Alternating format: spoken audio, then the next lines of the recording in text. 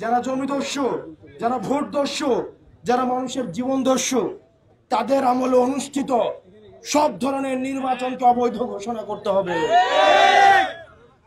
আমি যখন আসছিলাম এখানে অনেকে বারবার করে বলছিল এই এলাকাটা একটু রিস্কি, এটা রাউজান, এখানে হচ্ছে আওয়ামী লীগের পান্ডাদের এলাকা।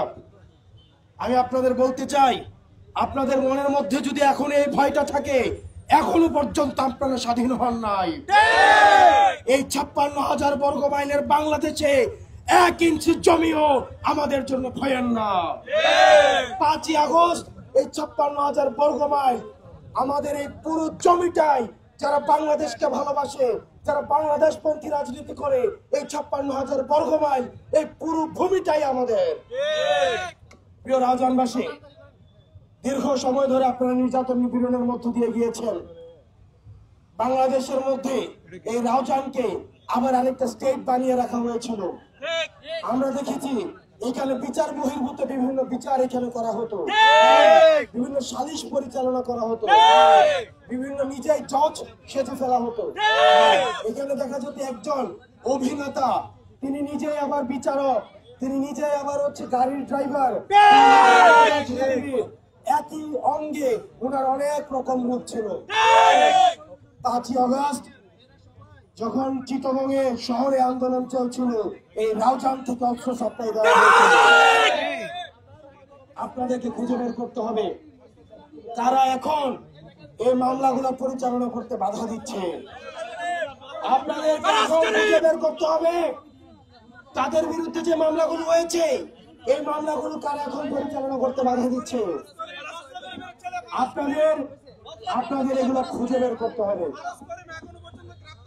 প্রিয় সহযোদ্ধা, আপনারা দেখেছেন জালিমের কি ধরনের পরিণত হয়। ওনাকে কোন জায়গা থেকে ধরা হয়েছিল?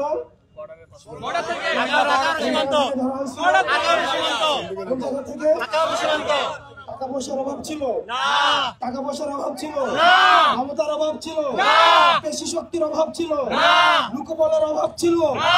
কিন্তু মনে রাখতে হবে, এই আসমানের নিচে যারা জুলুম করবে, যখন মজলুম আল্লাহর কাছে সেটার বিচার দিবে, আল্লাহ এবং মজলুমের মাঝখানে কোনো ফারাক থাকে না।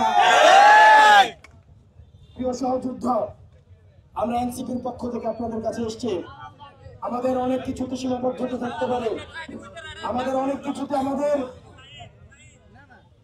উন্নয়নের জায়গা থাকতে পারে। আমরা এনসিপি থেকে বলতে চাই, আমরা আপনাদেরকে সাথে নিয়ে আমরা পরবর্তী বাংলাদেশ বিনির্মাণ করতে চাই। আমাদের পরবর্তী বাংলাদেশ বিনির্মাণে আমরা একসাথে আমাদের দুর্বলতাগুলো কাটিয়ে উঠে, লিমিটেশন গুলো কাটিয়ে উঠে, যেটা সমৃদ্ধির জায়গা, সেই সমৃদ্ধিগুলো নিয়ে আমরা একসাথে পরবর্তী বাংলাদেশ বিনির্মাণ করবো। আপনারা ভালো থাকবেন, সুস্থ থাকবেন, আপনাদের সাথে লড়াই সংগ্রামে দেখা হবে।